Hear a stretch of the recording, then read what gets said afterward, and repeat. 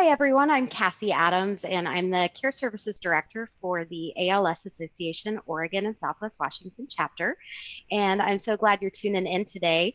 I am joined by Dr. Reva Barewal, who is a dentist, a chef, and also an expert on dining health, and has joined us for a second time to do one of our live education streams. And I'm really excited that she's here with me today. Um, we are doing something really kind of fun today. We've been doing these live educational events just to share information and strategies for preserving the independence and quality of life for people living with ALS and their family members. And today we are going to be sharing with you, rather, Dr. Barwell is going to be sharing with you, and I'm going to be following along, some fun recipes on modified textures and making them taste delicious for people who have swallowing issues, but also delicious for the whole family. Just a few housekeeping items before we get started. Just a reminder that today's live stream will be recorded, so you can view it anytime that you want or share it. And we are going to be posting that on our YouTube page, and it will be available on our website. I would encourage anybody, please feel free to ask questions as we go along or make comments. If you're viewing on Facebook, you can just do that right in the comments bar, and we will do our best to answer your questions live. And if you are viewing today on our website, you can submit questions to info@alsoregon.org. And in just a few minutes, we're going to have a handout that's going to include the recipe and some of the information that Dr. Barwell is going to be sharing in the Facebook chat so that you can follow along and reference that as we go along. So without further ado, I'd like to turn it over to Dr. Barwell to introduce herself and talk a little bit about what we're doing today. Thanks again, Dr. Barwell, for being here. Thank you, Cassie. I'm really excited. I think this is a novel idea, and to be honest, it's number one of a cooking demo for me on a webinar. It's kind of an exciting proposition to teach a little bit about how to prepare foods for dysphagia. So I think with all of us sitting here during COVID, the kitchen is a focus. It's a focal area for so many people. And I really enjoyed describing dining health as an experience for the caregiver, but also for the individual that might have dysphagia. And how can we amplify that? How can we make that so much more appealing? So we reviewed a lot to do with the social aspects. And we also talked a little bit about making the food, so setting the stage, and also, how to create presentations so that the food looks appetizing. And I thought today was a great way to roll out an example of what we talked about last time. So let's get in the kitchen. Let's kind of figure out what that might look like. And what I love about what we're doing is Cassie and I are going to do it in our own kitchens at the same time. And we're going to be able to share what's working, what's not working. It's really about a real life experience of trying to make dysphagia foods. So I wanted to share with you that you will be able to access a handout, and the handout will have everything that's that essentially we're going to talk about. And what I'd like to say is, making foods appropriate for dysphagia, the number one issue that I hear from people is the anxiety they have on whether they got the texture right. No one wants to have an issue with choking, and to experience that is extremely traumatic. So what can we do by getting smarter about knowing what does puree mean, and what does nectar thick mean, and how can we kind of test our foods before we get started and offer it at the table. So if we talk about today's menu, what we wanted was a Mexican fiesta. We thought, I don't know about outside of Portland, but I know in Portland, it's been hovering around 80 degrees, 90 degrees, and even topped out. I think it was like about 100 or so. So it's been pretty toasty. And when it gets toasty, we have to stay hydrated. We have to be mindful of the weather outside. And some people don't have air conditioning, so it's really important hydration. But if you have dysphagia, drinking a glass of water can be challenging. You need to use thickeners. But if you want to celebrate the summer and have something really fun to share, I know it's Monday today, but people might view this on Friday. Maybe you want to have a Mexican fiesta on Monday. During this time, I think every day feels like it doesn't really have an identity anymore. You know, like my Saturdays sometimes feel like Tuesday. Right, So, we've had 17 so Saturdays in a row. that, right? So we're going to talk about a beverage first. It's going to be a pina colada. Delicious. And do you like pina coladas? I love pina coladas. I don't think I've ever met somebody who doesn't like a pina colada. I remember when I was pregnant and I had to have virgin pina coladas at my girlfriend's wedding in Mexico. And these waiters would just bring me pina colada after pina colada because I just loved it. It was so creamy and delicious and cold. I think that the secondary benefit that I want to share with you that you don't really think about when you're on the beach in Mexico is the calories. And here, what we want to talk about is how beneficial the calories are. You know, if you look up pina colada recipes, they're trying to reduce the calories. I'm trying to increase your calories. So when you look at that beverage, we can use coconut cream or we can use coconut milk. Use coconut cream. It has more calories in it.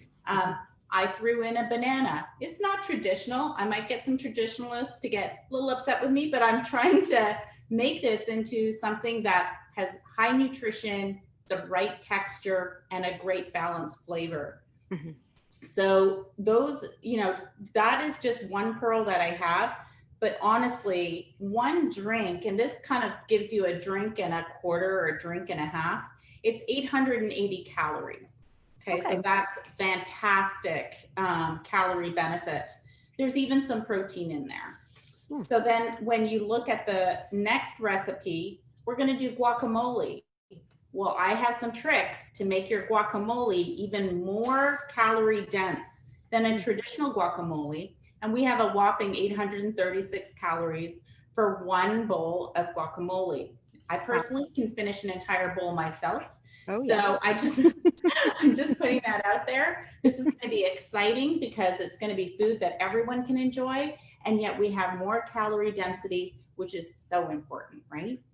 Well, and I love that, Reva, because, you know, when we had talked about doing this, we had talked about doing recipes that are good for people with dysphagia, but also can be enjoyed by caregivers, by family members, because honestly, I think we know a lot of folks who are making recipes that are separate. You know, okay, now I'm making my dinner, my snack, and then I'm making separate snack, pureed or whatever it might be for the person that I'm supporting. And so this way, everybody can just enjoy the textures of these particular recipes. Absolutely, absolutely. And I wanted to share as an example, if you look at, say, a recipe for a pina colada, okay, the recipes are either on ice, right, or crushed ice is built into it. Well, we all know what happens to ice over time. Ice is a transitional product, and we can talk about that a little bit at the end of the show. But transitional foods go from one state to another state. Well, if you're trying to really balance out your liquid thickness, you don't want something that's constantly changing in there. Yeah. And so I am going to throw out a pearl, the first pearl. Put your ingredients in the fridge or freezer, because then we can avoid using ice. Okay, so right now, if we look at our ingredients, it's coconut cream, pineapple juice. So it's 120 mLs of coconut cream, 120 milliliters of pineapple juice, And if anyone is cringing at the sound of what that is, I'm going to grab it for you. I was going to ask the same thing. I don't know. We could play around with 125 because that's actually a better number for a measuring cup, but it's about 8 tablespoons. Okay. So here's our coconut cream. And we're going to do the same amount of pineapple juice, 120 mLs, but everything's in the fridge for me right now. Now, Reva, while you're pulling that out of the refrigerator, I just want to let everybody know who's viewing right now that the document with the recipe, the nutritional facts, and then also a little bit about the IDSI test, which we're going to be talking about, is up on the Facebook event page. So folks can download it, take a look at it, and follow along. Perfect. So what we have here is frozen pineapple chunks. Now, this isn't an ad for Trader Joe's, but I'm going to say that it's easy to buy frozen pineapple chunks pre-cut there. And they also have coconut cream. I can see you've got yours right there, right? I have mine. Now, you said it's going to be 8 tablespoons? Yes, 8 tablespoons. Okay. Yeah. And for grins, I'm going to show you that this is coconut milk right here, which is different than coconut cream. And before you open your coconut cream, give it a really solid shake, okay? Because that will help to get that wonderful cream mixed in there, and you'll get the right ratios when you dispense it. So the pineapple juice, again, just get a bottle of it, or you've got a little single serve. That works out great. Give them all a real good shake, and then just dispense out 120 mLs. So the half the banana, okay, you can have, this is a real life experience here. You can try to manage your quantities, but maybe your banana is super huge and maybe it's super small.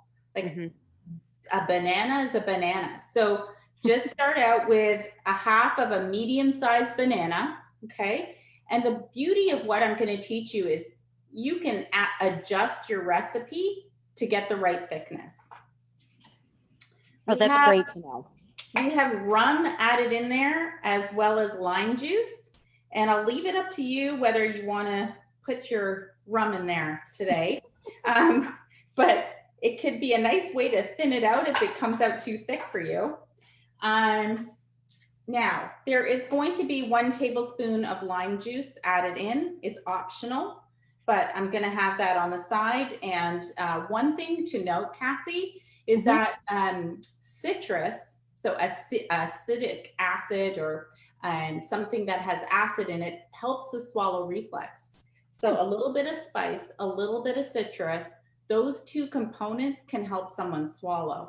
Now, you don't want to go overly spicy, and that can be actually irritating. So it is kind of a balance. Of course, we're not going to make a spicy pina colada here. We're going to just go ahead with a little bit of lime juice. Okay, so I'm going to get started here. I'm going to put my banana in. I'm going to put my pineapple and my coconut cream. This pineapple juice has been pre-measured, so in there. If you're watching me, I'm measuring it right as we go along. And then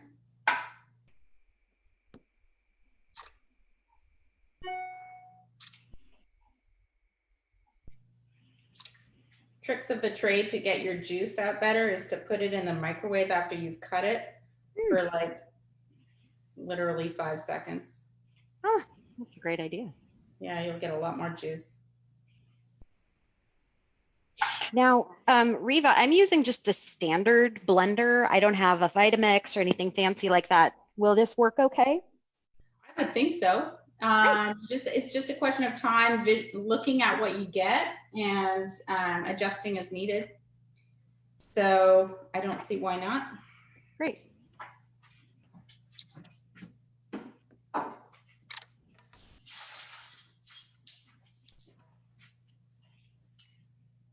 And for folks who are following along, just a reminder, you are more than welcome to message in any questions that you have or comments.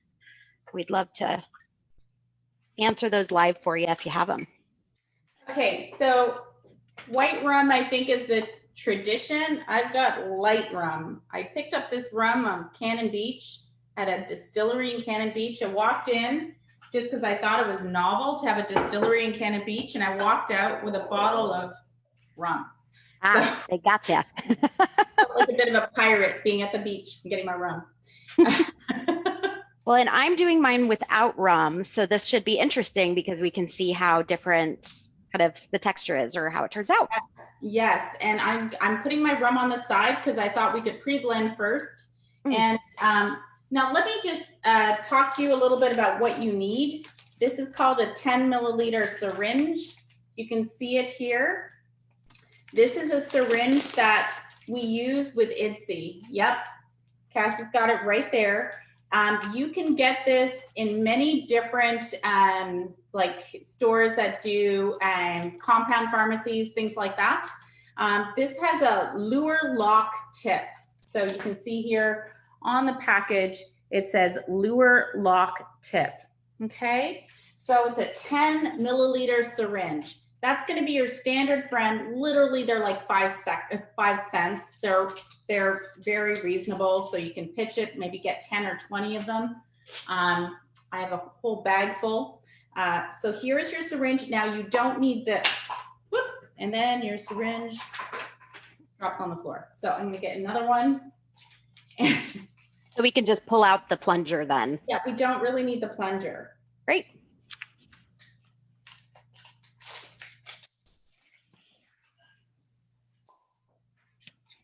Okay, so this is going to become your best friend for measuring thickness of liquids.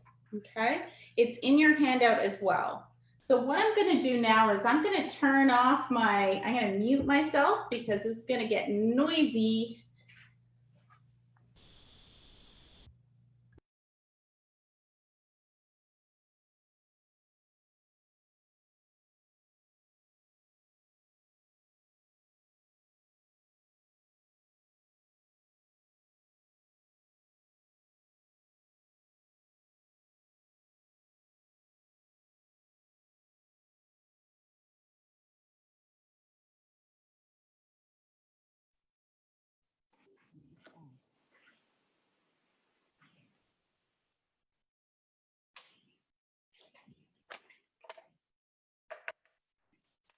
Oh my goodness.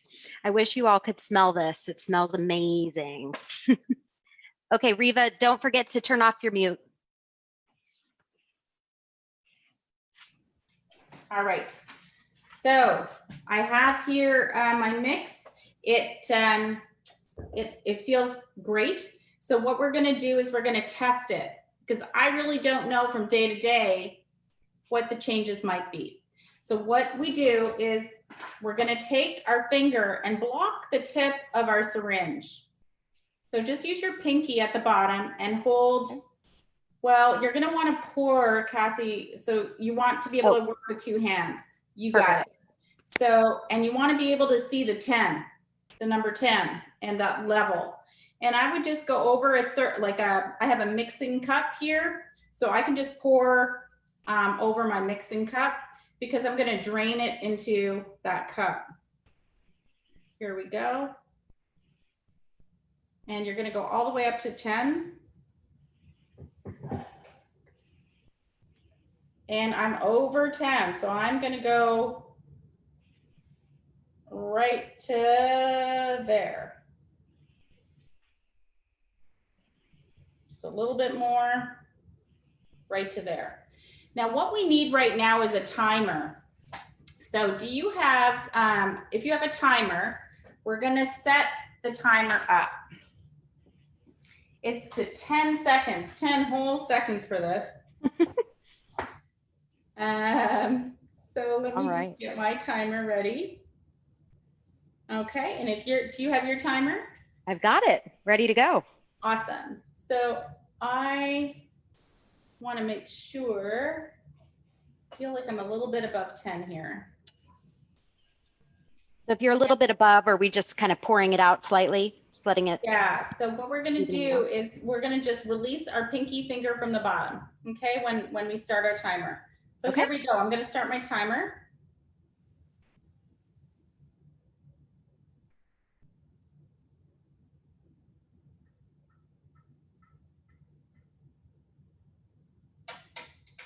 And we're done.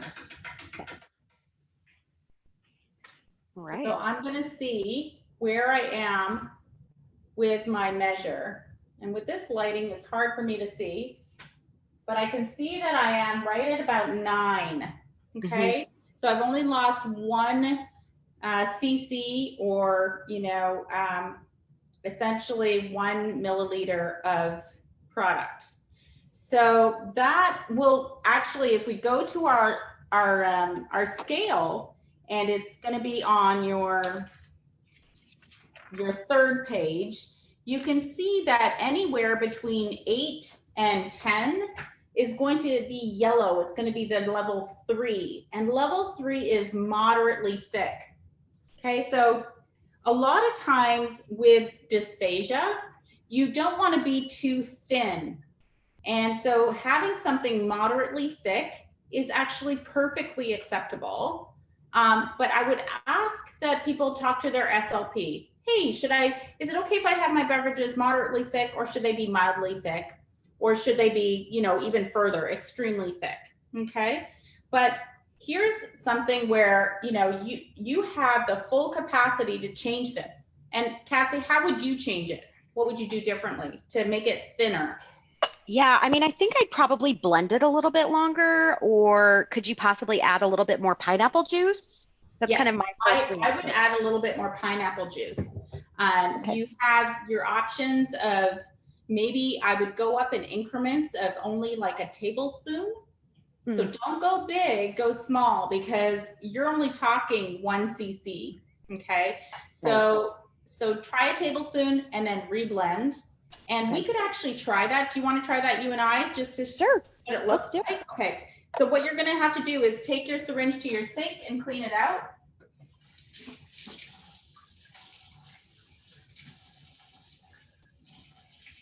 Now, Reva, do you mind just taking a quick second to just talk a little bit about the scale and what IDSI is? Because I think it's an acronym that's another one of those acronyms with alphabet soup in the medical field. Yes.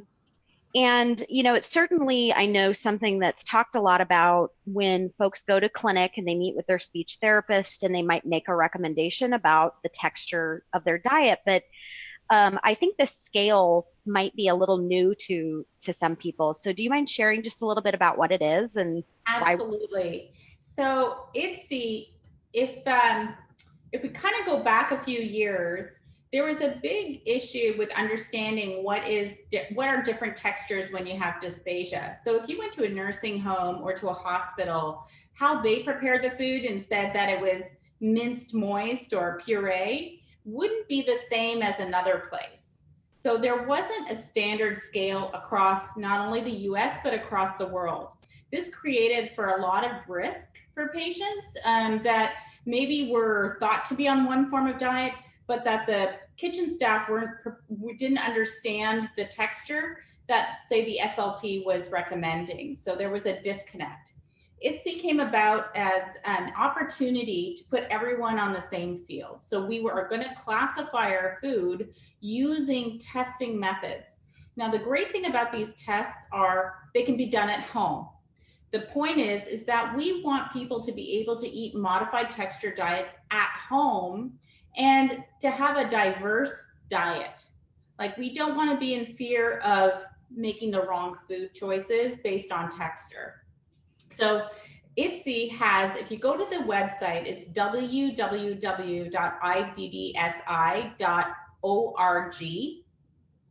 And so if you go there, you can actually see they have frameworks set up that are user-friendly for the layperson, and it's also great for professional staff as well. So you can actually find all of this information on that site. Did I tell you what it stands for, IDSI? I don't think so. Okay, well, maybe I should have started with that. IDSE is International Dysphagia Diet Standardization Initiative. It is honestly, a lot of the people that started it on the board are in Canada, but there's people from all over the world on that board. So what we have is, and in fact, I did a study on IDSE because I wanted to classify the food that I was making for people with dysphagia. So I did a whole study looking at using the fork pressure test, which is another test that we're going to get into with the guacamole. Actually, no, we're doing the fork drip test, but there's many different tests in IDSE. I think the number one for liquids is this one right here. And just being able to feel comfortable using it, I think is going to open the door for a lot of people. So I'm happy to start with a pina colada and just teach how we can use it. And then maybe we can look at other great Mexican beverages or even beyond that to just really healthy beverages. So you can add the pineapple juice and I'm going to add the rum, and let's just see what the difference might be. Okay. I might not add all of this rum, but let's just, I went a little overboard there. This video might go a little crazy. Okay. And I'll press my mute button one more time.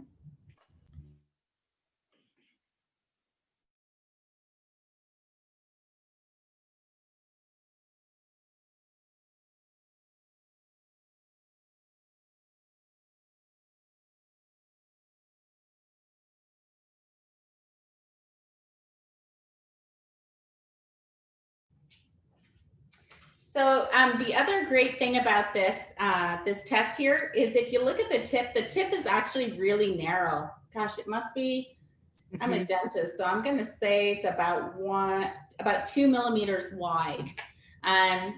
So if you undermixed your beverage, it will plug up that opening and you're not going to get anything coming through. So it's a good test right there. Because if you want something that is mildly thick or moderately thick, you don't want any chunks in there at all. You don't want to surprise the individual with a chunk when they're not expecting it. So that's really good to know. I was kind of wondering if I might have not mixed mine well enough because it didn't seem to be coming out very much. So that would be a good indicator that you need to go back, give it another blend.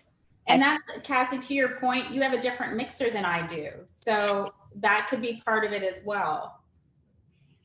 That's a really good point.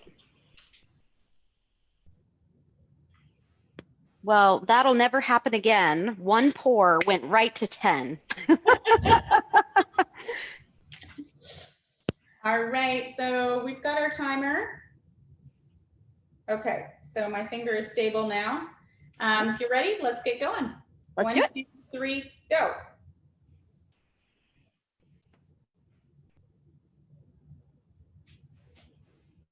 Boy, mine is running. It likes that run. Okay, so right now I am at a solid, again, I have to take it to the light, 7.5. What are you at? Yeah, mine, I'm kind of thinking I might have needed to blend mine a little more. It's kind of getting jammed a little bit. I'm about at a 9 now, and I added a tablespoon of pineapple juice. So yeah, I'm wondering if there might be some chunks in mine. Yeah, I wonder if, did you, can I just see your mix in your? Yeah, I don't know if you can see that very well. It looks like it's got movement to it. It doesn't look too bad. I bet you're right, because your base, my base is square and yours is tapered. I wonder if you just, you know what I mean? Like you might not have as much touching your blade as if you had a squared off base. You just have more surface area near the blade. That is just me trying to be physics and guess. But maybe you double your time. Okay. Yeah. So, yeah. Good. But this is what this tells me is at 7.5, I have now moved myself into the mildly thick. Mildly thick is kind of like what used to be called like nectar thick. So they had different language. So if you think of nectar like an Odwalla, that's a nectar thick. Okay. And the moderately thick is closer to like a honey. Okay, so it's like it pours a little bit differently. Okay, so I think that that's splendid. What I would tell people is get yourself a nice, I don't have a hurricane glass, but I think that this would probably do really well. It is a wonderful glass to pour in. And I think, Cassie, you've got something nice that you can add to your glass, right? I do. I think I'm going to go with a margarita glass.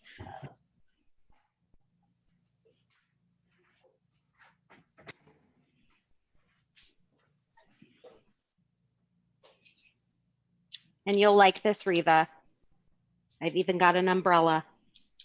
You know, for Portland, you always have to have your umbrella, even in your drink. You sure do. There we go. Cheers. Cheers. Yay.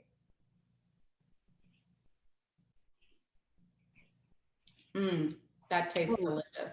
That is wonderful. And what I like about this is that I'm getting that banana, which, and it's subtle, but it's really a nice, it just kind of makes it a little more fun and different. Yes, and tropical, right? You've got your pineapple, your coconut, and your banana. I mean, we're very tropical here, so this is great. That is wonderful. I'm loving that. Delish. So now with every beverage, I think, Cassie, comes a snack. We're gonna have our munchies coming on. We need to have a snack that goes with it. But how do we make a snack not only taste good, but be good for us? Plenty of snacks are out there that might not fit the bill to be calorie dense and nutritious, as well as fit the right texture that we're looking for. So I wanted to share with you the guacamole that I pre-prepared for today. So here's the guacamole right here. I'm gonna bring it up close so everyone can see. It's a beautiful green color. It's a wonderful blend, and it fits the mold for being puree. Okay, so we want to have identified when you start to cook for dysphagia, you want to identify what is your goal to begin with? What is your end point? My end point is I want to be puree. We experimented here. Honestly, my end point was moderately thick, but then we just showed how we could thin it out to mildly thick.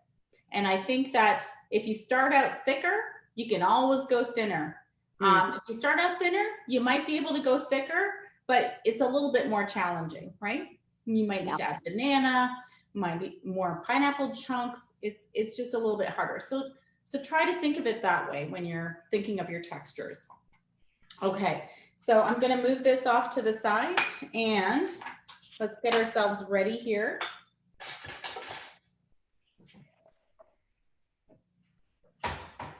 All right.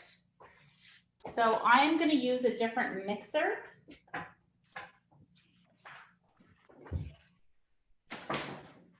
I'm gonna use a tiny guy. I actually think it makes more noise than my bigger guy, but sometimes the same goes for dogs too, right? They're like little ones are noisier. So can people use your handout? You're on page number 4 for your guacamole. And I'm going to tell you a little story about my guacamole if we have a second or two. Yeah, I'd love to hear it. So my guacamole story is, I was in Mexico with my daughter. She was on an exchange where she's in immersion, Spanish immersion, and we were in a town called Merida. And Merida is a beautiful town, and it's on the Yucatan side of Mexico. And I wanted to take a cooking course because wherever I go, I want to take a cooking course. That's just how I roll. And so I corralled my friends and we took this cooking course, and they taught us how to make guacamole or guacamole. And what was interesting about this course was the chef used olive oil in his guacamole. And when I came home, I brought this up with some chefs here in town, including my son, who's 16 and knows his guacamole very well. And it was like, what? You used olive oil? That's so interesting. And the reason the chef did was because it created a creamier texture to the guacamole. Now, if we look at it from the standpoint of wanting to get calories, you throw in a little bit of olive oil, and right now our nutrition facts are at 836 calories. If we look at where the calories are coming from, the majority is the avocado and the olive oil. Okay. And I would say the olive oil is winning. Okay. So having that there is great. More fat in the diet is great. We have coconut cream for our pina colada. We have the olive oil and the avocado. And we cannot underestimate the value of these oils, and avocado is a wonderful fruit. It is just not only fulfilling, but it's really great for you. So yeah, go ahead. I love that, because I think, for a lot of folks with ALS, there's a discussion around, okay, trying to add more calories in. And I think that's really hard for so many people. If you're already trying to focus on preparing a meal that's healthy and nutritious and tastes good, and it's difficult to know where you can add in some of those extra calories and fat. I think just like, it's kind of amazing to me, with just a small little bit of olive oil, we can really add that into just even a snack or a full meal. Absolutely. A teaspoon, a tablespoon, it goes a long way. And a lot of discussion points to increase calories are surrounded around getting a liquid supplement, or getting a shake. And what I'm going to try and teach you is you can use what's in your kitchen to improve the protein and the calories of your food. So, I would love to have a separate discussion about protein and how we can improve that in the diet, because there are so many protein powders out there, and a lot of people don't know which one to use or what texture they give their food. But there is tremendous value to understanding that for ALS. In particular. So without further ado, I'm going to do something a little different here, Cassie. Let me just take a look here.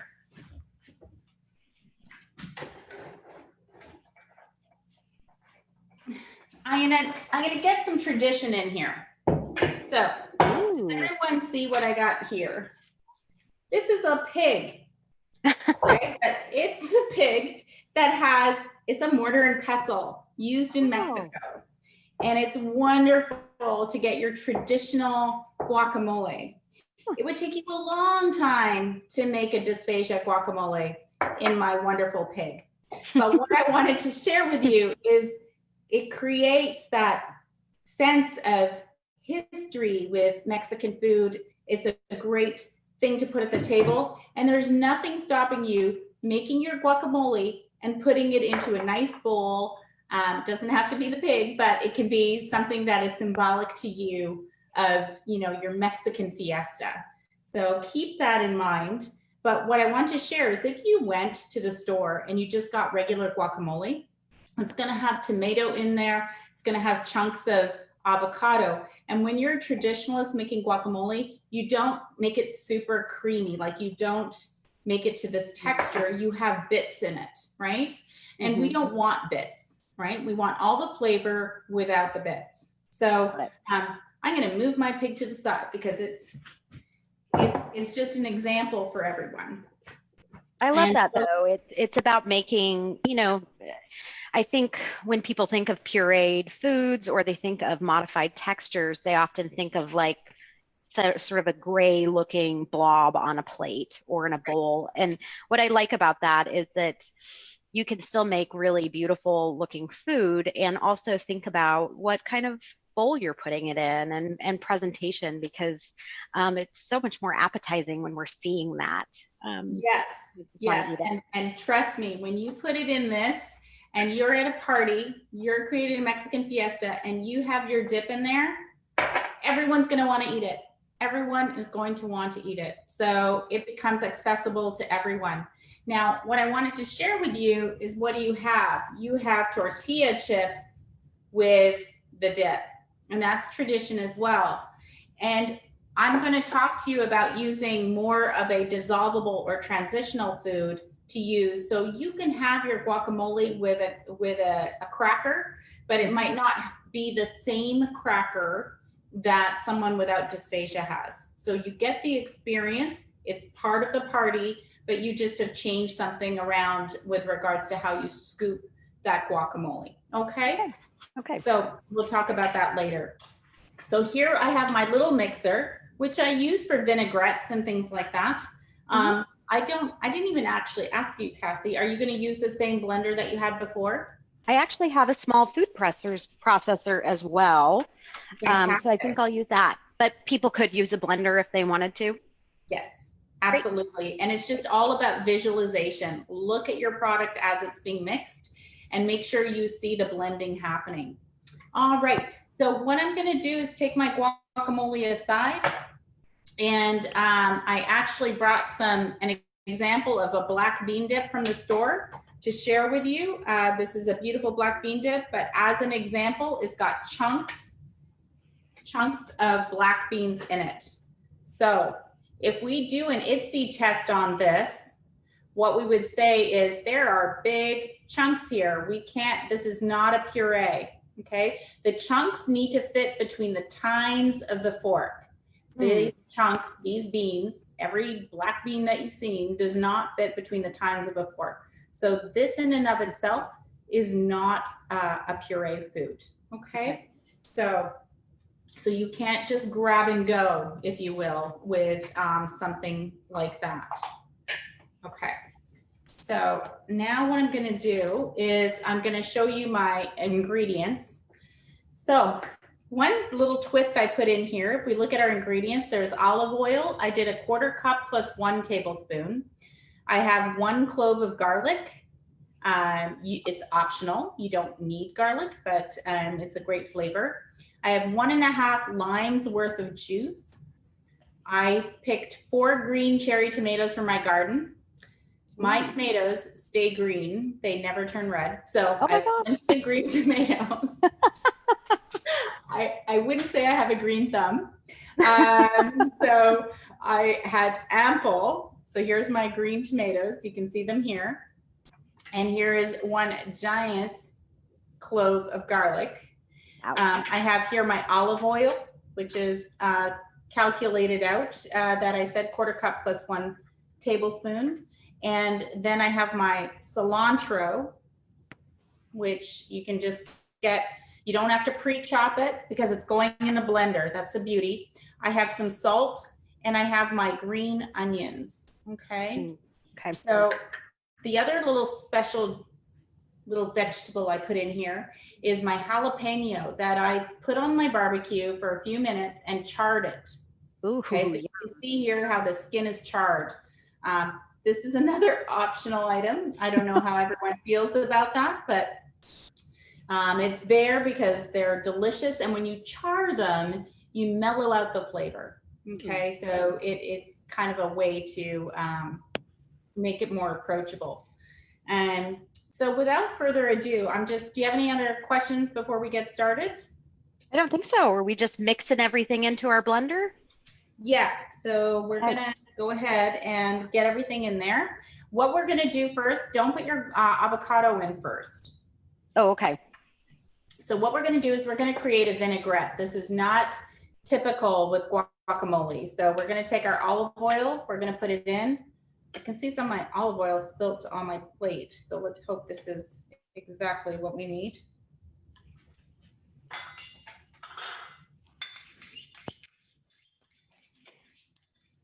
And I'm using some bigger tomatoes, so I would think just cutting those down a little bit might work. Yeah, and here's the other thing. The reason why I use the green tomatoes is because when you mix red with green and you puree it, what color? Yeah. You're gonna get brown. So so just keep that in mind. Maybe orange, or what do you call those? Sun gold tomatoes. Those cherry tomatoes are yellow. Oh, yeah. Right now the heirlooms. There's some green zebra heirloom tomatoes. But that's kind of why I stuck with green. I just was like, okay, it's totally fine. The flavor is going to be amazing. Cassie, it's just the question of, you know, I'm How curious. pretty it's I'm going to be. actually curious what, so this will be our experiment. I'm excited. Okay. So it wasn't because I liked the tartness of the green cherry tomato. It was more the color. Gotcha. But the tartness works out really well for dysphagia, like I said before, a little bit of citrus. I'm just gonna put like just a little bit of the salt, not a lot. And I've got here the cilantro that we had measured out to 1/4 cup. And I'm gonna grab one of my jalapenos here. And I'm gonna remove the skin off of the jalapeno. It's really easy to remove skin after it's cooled down from the barbecue. It just comes right off. Super easy. You don't want those black bits in there, and skin is, you don't want skin in there. Okay, the other thing you don't want in there are seeds. So I'm gonna go ahead and remove the seeds from my jalapeno.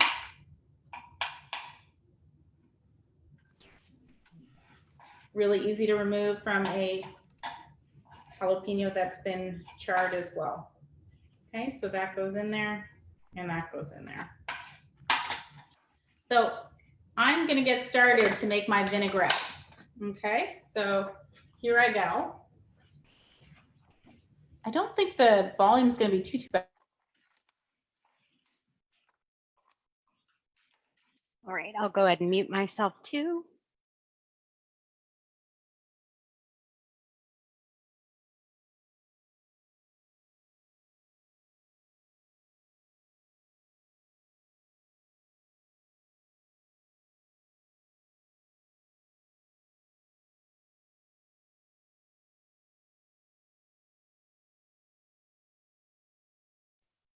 Well, I wish you all could smell this as well. It is just amazing smelling.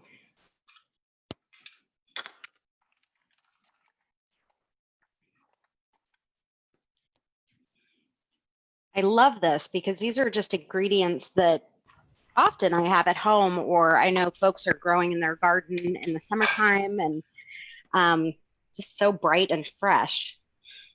It really is. It's wonderful. Just speaks of summer. This is the color of mine. It's like a verde, Yeah. and yours is just this beautiful honey orange color, which is going to be so pretty.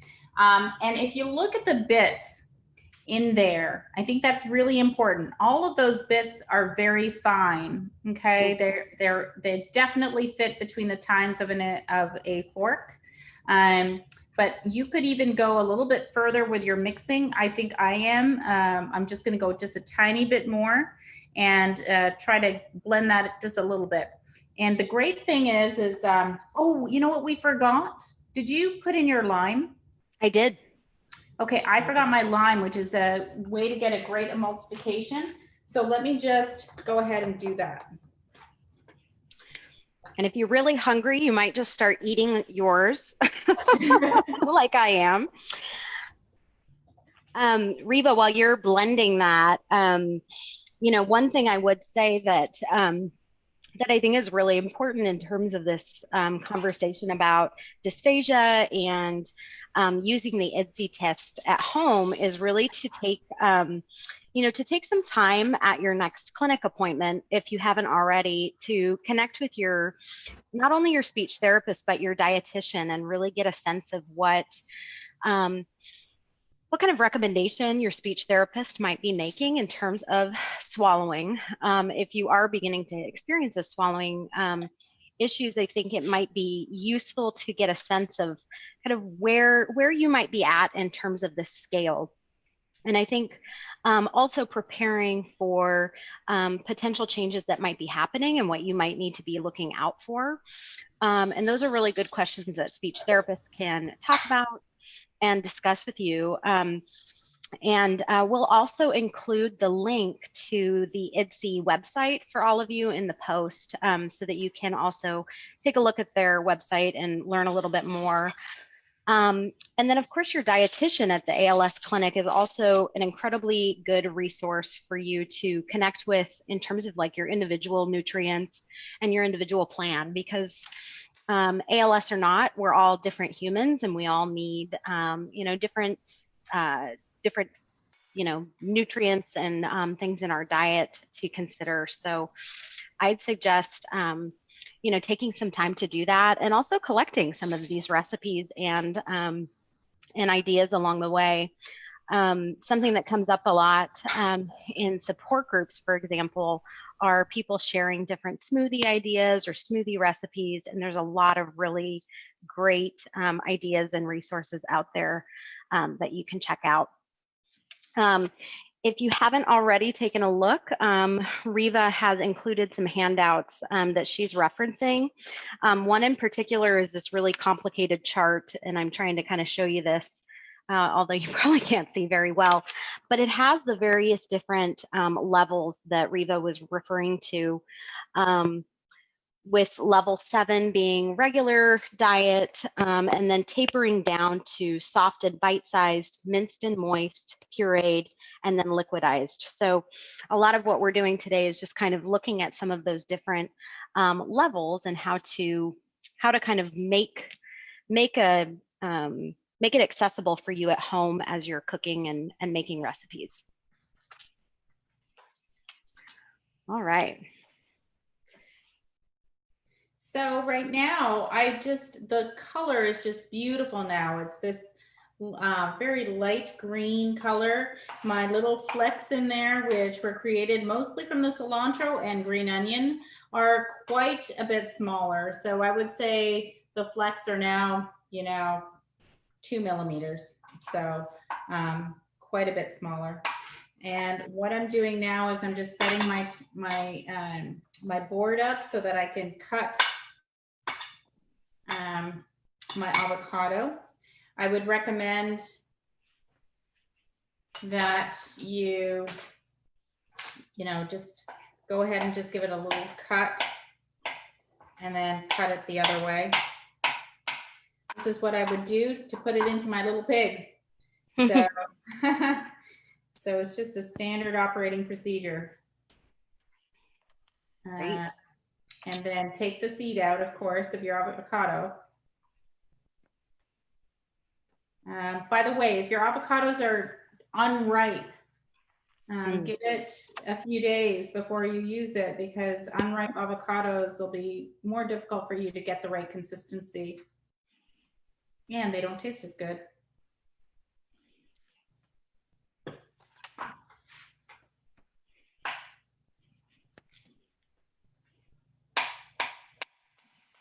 So Reva, are we mixing our avocado now into our vinaigrette? We are. Okay, great.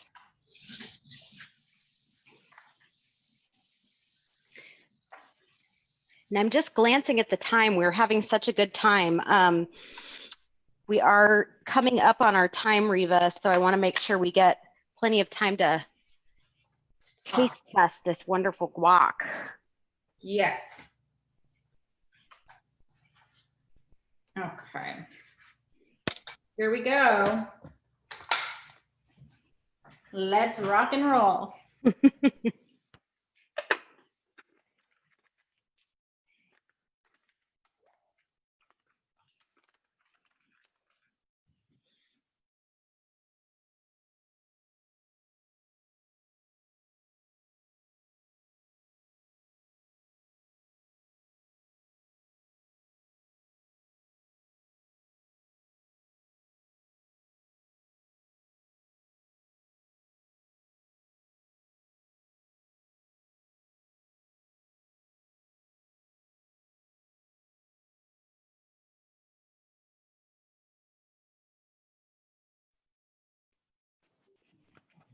Well, I am just loving how different these colors are for you and I. Yours is such a bright, pretty green.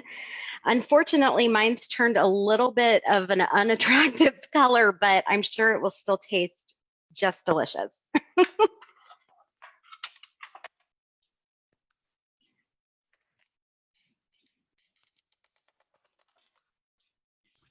So before we go ahead and plate the food, I am going to ask that we do a little test. We're going to use our spoon in there, and we're going to see that it falls off easily from the spoon. It should be with a little finger shake or handshake, wrist shake. You're getting most of it off of your spoon, and that's like a perfect consistency. The other test that you have is your fork test. You put your fork in, and you can have a few dollops kind of hang off the bottom, and they can drip ever so slowly. In this case, they're not dripping, it's holding, which is totally fine. Okay, so that is a perfect consistency. And then what you can do is, if you want, you can grab your favorite bowl to put it in. And making a slight mess here, but now, Reva, can you remind me which level is our guacamole at right now? this is the puree level 4. Okay. Okay, so nice and safe. If you wanted to have a minced moist, honestly, you could do less of a blend. Okay, so here we have, I wanted to share with you, these are Savory's crackers. They're transitional foods that I created so that you could have the snacking enjoyment. So if you can't have a tortilla chip, you can certainly have this. And you just grab one of these, you can have the guacamole, and you're having that same pleasure. And it disappears in your mouth instantly to puree. So the products that I love about transitional foods, and these Savories, are carrot crackers, so they're nutritious. It's made with jicama juice, carrot juice concentrate, real carrot puree, lentils, pulses. It has protein in it, but they dissolve in the mouth instantly. And when you want to have another option, a Cuban black bean dip is something that I created that's shelf stable, and it is a perfect consistency for a puree. So on the outside, it says ITSE level 4. Maybe you don't just want guacamole. Maybe you want black bean dip with your Mexican Fiesta, and you can have that as well. It just is a wonderful accompaniment to your wonderful party. Yes. So cheers, everybody. We had fun. Cassie, I'm speaking for Cassie, but I could tell we were just loving this. This is great. Great time. Thank you, everyone, for your time. Thank you so much, Reva, for coming on. And again, please, please, please feel free to share this with folks.